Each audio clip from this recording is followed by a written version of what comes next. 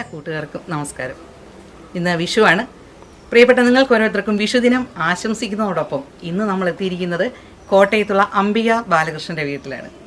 ഞങ്ങൾ നേരത്തെ പറഞ്ഞിരുന്നത് പോലെ പാട്ടുപെട്ടി ഗ്രൂപ്പിലെ കലാകാരന്മാരെയും കലാകാരികളെയും പരിചയപ്പെടുത്തുന്നതിൻ്റെ ഭാഗമായി ഇവിടെ ആരോടും പറഞ്ഞിട്ടില്ല ഞങ്ങൾ വരുമെന്ന്. ഞങ്ങളിന്ന് ഓർക്കാപ്പുറത്ത് വിഷുദിനത്തിലെ ഒരു സർപ്രൈസായിട്ട് ഇവിടെ എത്തിയിരിക്കുകയാണ്. അപ്പോൾ നമുക്ക് ബാക്കി കാര്യങ്ങൾ കണ്ടറിയാം.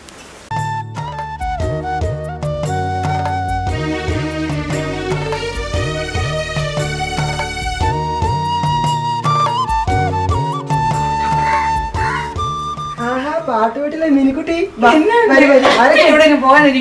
ഇന്ന് വിഷു അല്ലേ, പിള്ളേരൊക്കെ വന്നിട്ടുണ്ട്, മോനും വൈഫും കുട്ടികളൊക്കെ വന്നിട്ടുണ്ട്.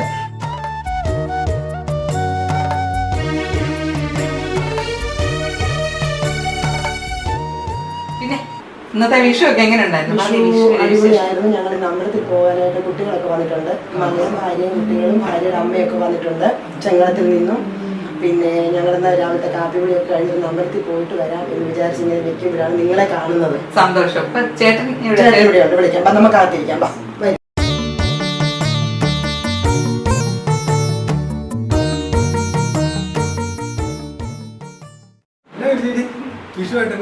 ഞങ്ങൾ നിങ്ങളെ ഇങ്ങനെ പരിചയപ്പെടുത്താമോ? നമ്മുടെ പാട്ടുപെട്ടിയിലേക്ക് കലാകുടുംബമല്ലേ, കലാകാരന്മാരും കലാകാരികളും അങ്ങനെ വളരെ എന്നാ പറയാ അനുഗ്രഹിക്കപ്പെട്ട ഒരു കുടുംബത്തിലാണ് ഇപ്പൊ നമ്മൾ എത്തിച്ചേർന്നിരിക്കുന്നത്. നമ്മൾ മുൻകൂട്ടി അറിയിക്കാതെയാണ് ഇന്നിപ്പം ഇവിടെ എത്തിയിരിക്കുന്നത്. വന്നപ്പോൾ വലിയൊരു ഭാഗ്യം എന്താണെന്ന് ചോദിച്ചു കഴിഞ്ഞാൽ അംബിക ബാലകൃഷ്ണൻ മാത്രമല്ല, മകന്, മക്കള്, മകന്റെ ഭാര്യ, അതുപോലെ തന്നെ അമ്മ, എല്ലാവരും ഇവിടെ ഉണ്ടായിരുന്നു. അതുകൊണ്ട് അത് വലിയൊരു ഭാഗ്യമായിട്ടാണ് നമുക്ക് തോന്നുന്നത്. അപ്പൊ നമുക്ക് ഇവരെ ഒന്ന് പരിചയപ്പെടാം. അപ്പം ഈ വിഷുദിനത്തിൽ എങ്ങനെ അംബിക ബാലകൃഷ്ണന്റെ ഒരു 2 വരി ഗാനം ഞങ്ങൾക്ക് വേണ്ടിയിട്ട് മൂത്ത മകനും മക്കളും ഒക്കെ നല്ല സൂപ്പർ ആയിട്ട് പാടുന്നവരുണ്ട്. നമുക്ക് ആദ്യം എന്റെ മകനെ കൊണ്ട് പാടിപ്പിക്കാം. 2 വരി പാടും. പ്രതീക്ഷ നമുക്കൊരു പാട്ട് പാടിയല്ലോ. തീർച്ചയായും. ഞാൻ കമ്പോസ് ചെയ്തൊരു പാട്ടുണ്ട്, ആദ്യമായിട്ട് ഒരു 2 വർഷം മുമ്പ് ചെയ്ത പാട്ടാണ്. 4 വരി പാടാം. പ്രകൃതിയാമമ്മ നമുക്കായൊരുക്കി പകരമില്ലാത്തതാം സമ്പത്തുകൾ, ജീവനും ജലവും നൽകിയമ്മ, അന്നവും വായുവും നൽകിയമ്മ.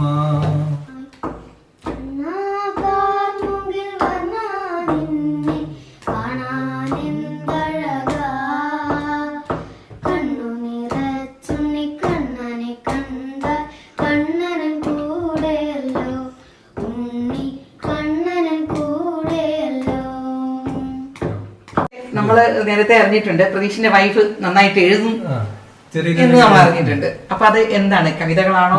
കവിതകളാണ് അവള് കൂടുതൽ എഴുതിക്കൊണ്ടിരിക്കുന്നത്. ഇപ്പൊ ഞാൻ കുറച്ചും കൂടെ പാടിയ പ്രകൃതിയാകുമ്പോ എന്ന പാട്ട് അവളെ എഴുതിയതാണ്. പിന്നെ കൃഷ്ണന്റെ, ദേവിയുടെ, അങ്ങനെ അയ്യപ്പന്റെ കുറച്ചേറെ പാട്ടുകൾ 10-13 പാട്ടുകൾ അടുത്ത കാലത്തായിട്ട് ചെയ്തിട്ടുണ്ട്. 2-3 വർഷം കൊണ്ട്. ബാക്കി അവളോട് ചോദിച്ചാൽ മതി, കറക്റ്റ് പറഞ്ഞുതരും. രാജി എഴുതും എന്നറിഞ്ഞതിൽ വളരെ സന്തോഷം. അപ്പൊ ഏത് രീതിയിലുള്ള എഴുത്തുകളാണ്? കീർത്തനങ്ങളാണോ, കവിതകളാണോ, എന്താണ് രാജി കൂടുതലായിട്ടും? സത്യത്തിൽ ഞാൻ ആദ്യം കുഞ്ഞുങ്ങൾക്ക് വേണ്ടി ഒരു ചെറിയ കവിത എഴുതി. അപ്പോഴാണ് ഞാൻ തന്നെ തിരിച്ചറിയുന്നത് എനിക്കൊരു ചെറിയ ആഗ്രഹമൊക്കെ ഉണ്ടെന്ന് ഇതില്. പിന്നെ ഞാൻ കൃഷ്ണന്റെ ഒരു ഭക്തിഗാനം എഴുതി. അതിന്റെ പിന്നിൽ അധ്വാനിച്ചതല്ല, സപ്പോർട്ടും അധ്വാനമല്ല ഇവിടെ നിന്നുള്ളതാണ്. ഇപ്പൊ പിന്നെ കുറച്ചൊക്കെ എഴുതി, അങ്ങനെയൊക്കെ ചെയ്തു. അവസാനമായിട്ട് എഴുതിയിരിക്കുന്നത്? അവസാനമായിട്ട് ചെങ്ങളത്തമ്മയെ കുറിച്ച് എഴുതി. ഞങ്ങളിങ്ങനെ യൂട്യൂബ് വീഡിയോ പോലെ ചെയ്തിരുന്നു. അതെ. അപ്പം ലാസ്റ്റ് അമ്മ എഴുതി എന്ന് പറഞ്ഞ ചെങ്ങളത്ത് കാവിലമ്മയെ കുറിച്ചുള്ള ഒരു കീർത്തനമാണല്ലോ, അതിന്റെ ഒരു 2 വരി പാടുവോ?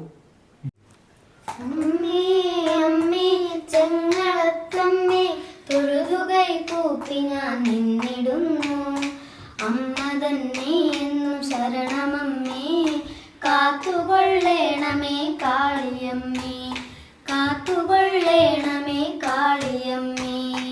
അമ്മേ അമ്മേ ചെങ്ങളത്തമ്മേ, തൊഴുതുകൈ കൂപ്പി ഞാൻ നിന്നിടുന്നു. അമ്മ തന്നെ എന്നും ശരണമമ്മേ, കാത്തുകൊള്ളേണമേ കാളിയമ്മേ. അംബിക ബാലകൃഷ്ണന്റെ മോന്റെയും കൊച്ചുമക്കളുടെയും ഒക്കെ പാട്ട് നമ്മൾ കേട്ടു. അപ്പൊ നമുക്കിനി ഒരു 4 വരി പാട്ട് അംബിക ബാലകൃഷ്ണയോടെ കേട്ടാലോ?